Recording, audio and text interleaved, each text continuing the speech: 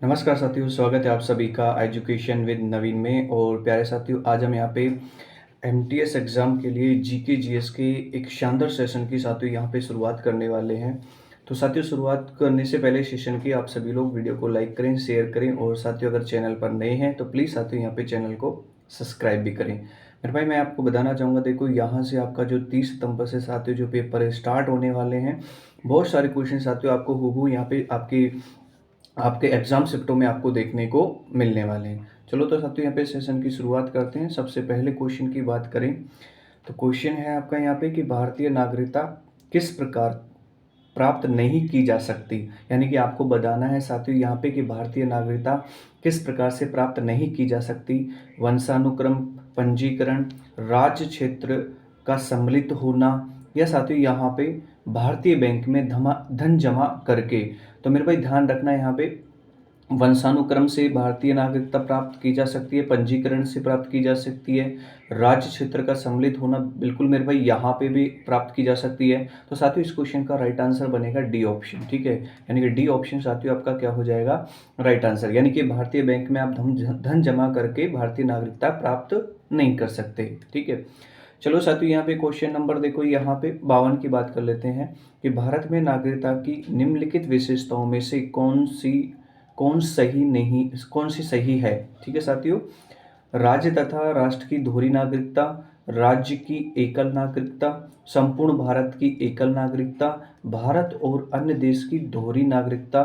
ठीक है साथियों, यहाँ से तो आपको मैं बताना चाहूँगा साथियों यहाँ पे इस क्वेश्चन का जो राइट आंसर होने वाला है वो सी ऑप्शन आपका राइट आंसर होने वाला है। यानी कि भारत में नागरिकता की निम्नलिखित विशेषताओं में से संपूर्ण भारत की एकल नागरिकता सही है। ठीक है, अगले की बात करते हैं यहाँ से। तो पृथ्वी का बाह्यतम चट्टानी हिस्सा कौन सा होता है। जीवमंडल होता है, या फिर यहाँ पे स्थलमंडल होता है, या कोरमंडल होता है, या मेंटल होता है। ठीक है, तो साथियों यहाँ पे ध्यान रखना है यहाँ पे कि पृथ्वी का जो बाह्यतम यहाँ पे चट्टानी जो हिस्सा है साथियों क्या होता है, स्थलमंडल होता है। बी ऑप्शन आपका यहाँ पे सही आंसर है। चलो नेक्स्ट क्वेश्चन की बात कर लेते हैं, क्वेश्चन नंबर 54 की कि पृथ्वी को सूर्य के पराबैंगनी विकिरण से कौन सुरक्षित रखता है। ओजोन रखता है, नाइट्रोजन रखता है, ऑक्सीजन रखता है, या साथियों मैग्नीशियम रखता है। तो मेरे भाई मैं आपको बताना चाहूँगा कि यहाँ पे पराबैंगनी किरणों से कौन सुरक्षित रखता है यहाँ पे पृथ्वी को। ए यानी ओजोन यहाँ पे सुरक्षित रखता है। ए ऑप्शन आपका राइट आंसर बनने वाला है। चलो साथियों नेक्स्ट क्वेश्चन की बात करते हैं कि पृथ्वी का कौन सा भाग मैग्मा का मुख्य स्रोत है। ठीक है, और ए ऑप्शन है आपका यहाँ पे भूपट्टी का आंतरिक भाग, यहाँ पे बाह्य भाग, कोर, या फिर साथियों ऊपरी मेटल। ठीक है, तो आप कहोगे सर देखो यहाँ पे बात ऐसी, पृथ्वी का कौन सा भाग मैग्मा का मुख्य स्रोत है, तो डी ऑप्शन साथियों आपका क्या हो जाएगा, यहाँ से राइट आंसर हो जाएगा भाई। ठीक है, चलो साथियों अगले क्वेश्चन की बात कर लेते हैं कि मंगल ग्रह के कितने प्राकृतिक उपग्रह हैं। कोई नहीं है, या फिर एक है, तीन है, या साथियों दो है। तो मेरे भाई मैं आपको यहाँ बताना चाहूँगा, देखो यहाँ पे कि मंगल ग्रह के जो प्राकृतिक उपग्रहों की जो संख्या है साथियों जो यहाँ पे वो आपकी कितनी है, यहाँ पे दो है। ठीक है, यानी कि डी ऑप्शन मेरे भाई क्या हो जाएगा, राइट आंसर हो जाएगा। चलो अगले क्वेश्चन की बात कर लेते हैं। पृथ्वी पर मौजूद सभी ऊर्जाओं का मुख्य स्रोत इनमें से कौन सा है। चंद्रमा है, पानी है, वायुमंडल है, या साथियों यहाँ पे सूर्य है। तो मैं आपको बताना चाहूँगा, देखो यहाँ पे कि सूर्य जो है पृथ्वी पे मौजूद सभी ऊर्जाओं का मुख्य स्रोत माना जाता है। यानी कि साथियों इस क्वेश्चन के आंसर की बात करते हैं तो डी ऑप्शन आपका राइट आंसर हो जाता है।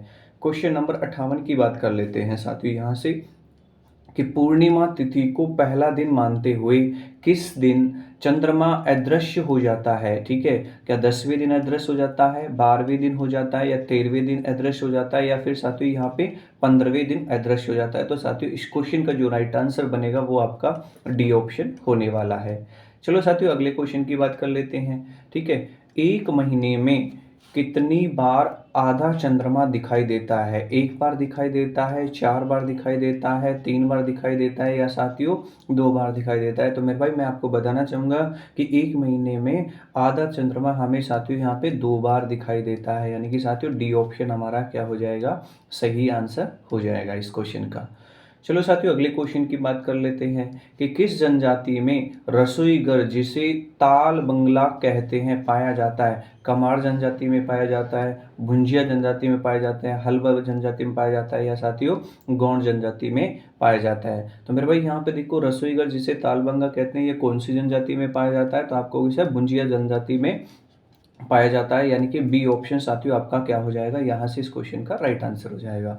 क्वेश्चन नंबर देखो 61 की बात कर लेते हैं कि खासी और गारो जातियाँ मुख्यतः कहाँ पाई जाती हैं। मेघालय में पाई जाती हैं, नागालैंड में पाई जाती है, मिजोरम में पाई जाती है, साथियों मणिपुर में पाई जाती है। तो मेरे भाई देखो यहाँ पे खासी और गारो जो जनजातियाँ हैं ना साथियों कहाँ पाई जाती है, मेघालय में पाई जाती है, यानी कि साथियों ए ऑप्शन हमारा क्या हो जाएगा, इस क्वेश्चन का राइट आंसर हो जाएगा। चलो साथियों क्वेश्चन नंबर 62 की बात कर लेते हैं कि भारत की सर्वाधिक आज जनजाति कहाँ है, गौड़ है या जारवा है या जुहांग है या फिर लेप्चा है। तो साथियों देखो यहाँ पे इस क्वेश्चन का जो राइट आंसर होगा वो आपका बी ऑप्शन आपका राइट आंसर हो जाएगा, जारवा। ठीक है, चलो नेक्स्ट क्वेश्चन की बात कर लेते हैं।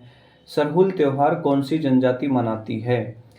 उरांव मनाती है, कमार मनाती है, या बेगा, या फिर साथियों गोंड। ठीक है, तो साथियों यहाँ पे ध्यान रखना है यहाँ पे कि सरहुल त्योहार जो है यहाँ पे उरांव जनजाति बनाती है। ठीक है, उरांव जनजाति बनाती है, यानी कि साथियों इस क्वेश्चन का राइट आंसर क्या हो जाएगा, ए ऑप्शन। चलो साथियों देखो अगले क्वेश्चन की बात कर देते हैं। मेरे भाई देखो यहाँ पे तमाम जो क्वेश्चन है आपके एग्जाम में साथियों बहुत शानदार होने वाले हैं। ठीक है, एग्जाम में पूछे जाने वाले सारे के सारे ये क्वेश्चन है। क्वेश्चन क्या है देखो यहाँ पे कि सुंदरवन का जो डेल्टा है साथियों निम्नलिखित में से किन नदियों द्वारा निर्मित होता है। ठीक है, ए ऑप्शन साथियों यहाँ पे गंगा और यमुना पे द्वारा, या गंगा और ब्रह्मपुत्र के द्वारा, या महानदी और ब्रह्मपुत्र के द्वारा, या गंगा और महानदी द्वारा। तो साथियों देखो सुंदरवन का जो डेल्टा है आप सभी को पता है साथियों, देखो यहाँ पे गंगा और ब्रह्मपुत्र नदियों के द्वारा निर्मित होता है, यानी कि साथियों बी ऑप्शन हमारा क्या हो जाएगा, इस क्वेश्चन का राइट आंसर हो जाएगा। चलो साथियों अगले क्वेश्चन की बात कर लेते हैं। क्वेश्चन नंबर 65 की बात कर लेते हैं यहाँ पे कि गंगा का मैदान किन दो नदियों के बीच फैला हुआ है। आपको बताना है साथियों, देखो यहाँ पे गंगा का जो मैदान है किन दो नदियों के बीच फैला हुआ है, यमुना और तीस्ता नदी के बीच फैला हुआ है, या गग्गर और तीस्ता नदी के बीच फैला हुआ है, या गग्गर और भागीरथी नदी के बीच फैला हुआ है, या गंगा और तीस्ता नदी के बीच में फैला हुआ है। तो साथियों इस क्वेश्चन का राइट आंसर होगा बी ऑप्शन, यानी कि घग्गर और तीस्ता नदी के बीच में साथियों गंगा का मैदान फैला हुआ है। चलो क्वेश्चन नेक्स्ट की बात कर लेते हैं साथियों। देखो यहाँ से इस क्वेश्चन की अगर हम बात करते हैं तो क्वेश्चन है साथियों आपकी के सभी के सामने कि निम्नलिखित में से कौन सी नदी गंगा की सहायक नदी नहीं है। आपको गंगा की सहायक नदी कौन सी है नहीं है साथियों ये बताना है, सोन, गोमती, यमुना, या साथियों इंद्रावती। तो मेरे भाई मैं आपको बताना चाहूँगा, देखो यहाँ पे गंगा की सहायक नदी की बात करते हैं तो सोन, गोमती और यमुना साथियों ये तो तीनों की तीनों बिल्कुल यहाँ पे गंगा की सहायक नदियाँ हैं। तो कौन सी नदी नहीं है गंगा की सहायक नदी, इंद्रावती गंगा की सहायक नदी नहीं है, यानी कि साथियों इस क्वेश्चन का आंसर क्या हो जाएगा, डी ऑप्शन आपका राइट आंसर हो जाएगा। ठीक है, चलो साथियों अगले क्वेश्चन की बात कर लेते हैं। क्वेश्चन नंबर 67 की बात कर लेते हैं कि महानंदा नदी की एक सहायक नदी है, कौन सी है, दामोदर है साथियों, या फिर सतलुज नदी है, या फिर यमुना नदी है, या साथियों गंगा नदी है। तो मेरे भाई देखो इस क्वेश्चन की अगर हम बात करते हैं कि महानंदा नदी की सहायक नदी कौन सी है, तो साथियों इस क्वेश्चन का राइट आंसर हो जाएगा डी ऑप्शन, यानी कि गंगा नदी भैया ना। ठीक है, चलो साथियों अगले क्वेश्चन की बात कर लेते हैं। देखो है ना कि भारत की सबसे बड़ी प्राकृतिक मीठे पानी की झील कौन सी है, लोकटक झील है, वूलर है, या साथियों भीमताल है। तो मेरे भाई मैं आपको बताना चाहूँगा, देखो भारत की सबसे बड़ी प्राकृतिक मीठे पानी की झील कौन सी है, वूलर झील है, यानी कि बी ऑप्शन इस क्वेश्चन का राइट आंसर हो जाएगा।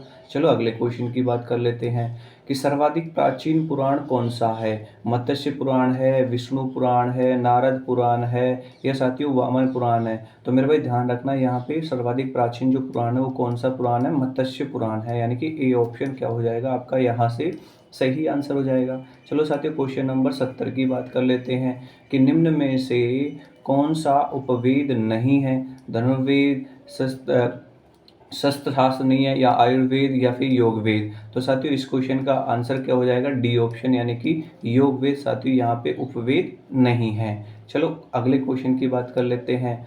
अशोक के प्रधान शिलालेखों में सबसे बड़ा शिलालेख कौन सा है, 11वां है, 12वां है, 13वां है, या साथियों 14वां शिलालेख है। तो मेरे भाई देखो यहाँ से अशोक के प्रधान शिलालेखों में सबसे बड़ा जो शिलालेख है वो कौन सा है? 13वां शिलालेख साथियों यहाँ पे सबसे बड़ा शिलालेख है, यानी कि साथियों सी ऑप्शन इस क्वेश्चन का क्या हो जाएगा? Right answer. चलो साथियों क्वेश्चन नंबर 72 की बात कर लेते हैं कि सम्राट अशोक का कौन सा शिलालेख कलिंग पर उनकी विजय का उल्लेख करता है? प्रथम या फिर जतु शिलालेख या 10वां शिलालेख साथियों या फिर 13वां?